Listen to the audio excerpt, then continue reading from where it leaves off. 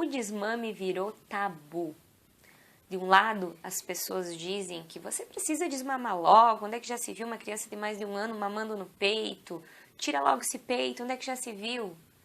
Do outro, as pessoas dizem, não, ele precisa mamar e decidir a hora que ele vai parar. Ele que tem que decidir quando ele vai parar. E onde é que fica a mãe no meio desse povo todo? Você quer saber um pouquinho mais sobre desmame? Sobre como fazer um desmame gradual e gentil? Então assiste esse vídeo até o final, que eu vou te contar o meu relato do desmame que eu conduzi amorosamente, tanto comigo quanto com a minha filha de 2 anos e 3 meses.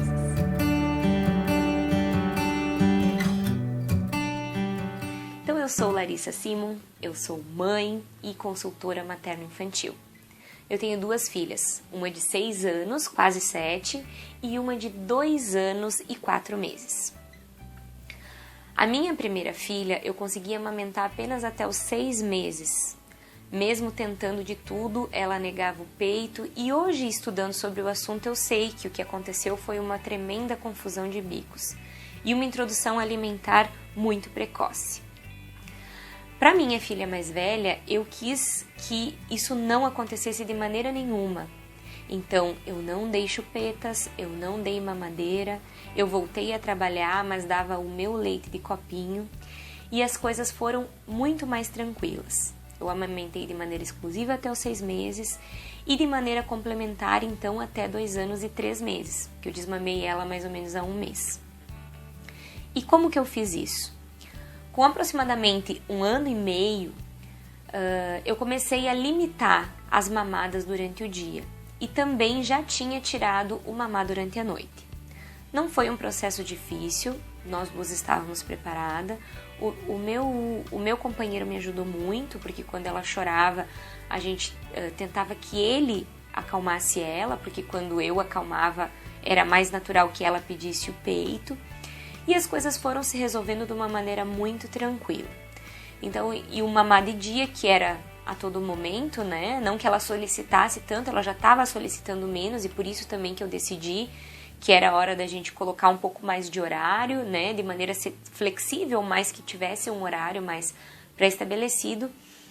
E então ela mamava de manhã, depois do almoço, no meio da tarde antes de dormir. E eu fui espaçando isso mais e mais e mais, até que ao redor de 2 anos, um pouquinho antes de 2 anos, ela estava mamando só de manhã e antes de dormir. Eventualmente, durante o dia, quando eu via que ela precisava muito, numa situação de mais necessidade emocional mesmo, eu oferecia. Só que com 2 anos eu disse assim, eu acho que eu quero mesmo, já deu o que tinha que dar. Eu, né, já tinha tido 2 episódios de perturbação da amamentação, que é um assunto que rende outro vídeo, porque é uma questão bem complexa. Eu resolvi que já estava na hora de parar mesmo. E aproveitei a oportunidade de uma viagem que eu fiz e fiquei 4 dias fora para ser a nossa despedida no peito. Claro que eu fui preparando ela antes, eu fui conversando com ela, tanto durante o dia quanto durante a noite, quando ela estava dormindo, na fase de sono REM, conversando que essa nossa relação com relação ao peito, ela já estava acabando e que eu amava muito ela e que nós iríamos encontrar outras maneiras de ter esse vínculo, de ter esse contato que não fosse através do peito. Porque no final das contas, né, pessoal, o desmame tem a ver com isso. Tem a ver com maneiras de você amar, ter carinho, ter vínculo e conexão com o bebê que não seja apenas através do peito. E assim foi. Eu saí viajar. Quando eu voltei, ela solicitou, obviamente, na primeira noite principalmente. Chorou, eu acolhi esse choro. Foi um momento bastante difícil para mim, não vou dizer para vocês que foi fácil. Tanto é que eu pensei, assim, quando ela começou a chorar, realmente, eu pensei, de repente, né, eu vou de forma mais gradual, continuo dando de vez em quando, dia sim, dia não, alguma coisa assim, mas a minha intuição, no meu coração, eu senti que aquele era o momento.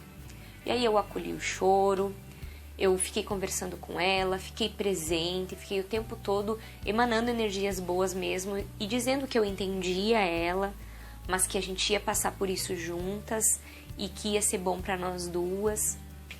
E os dias que se seguiram, ela pedia algumas vezes, mas eu sempre conversava com ela. Houve um dia só mais de choro, mas um choro bem menos intenso do que na primeira noite.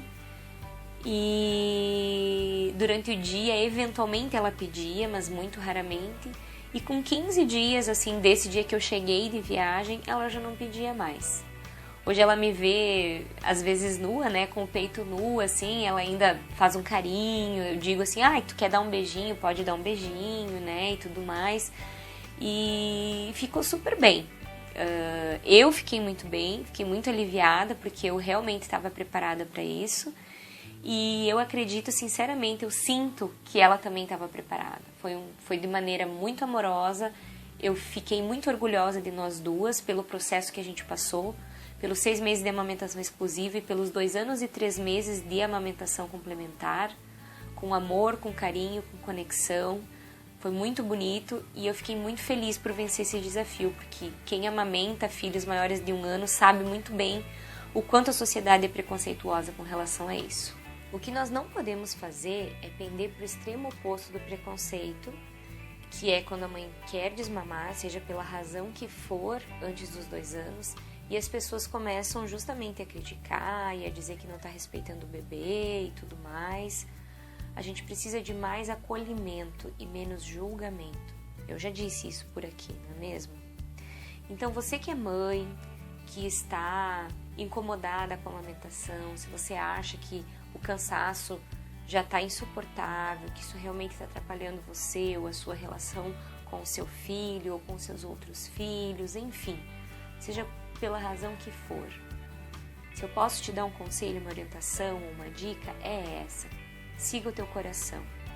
Pense exatamente nos prós e contras de desmamar e faça isso de maneira amorosa, tranquila e gentil.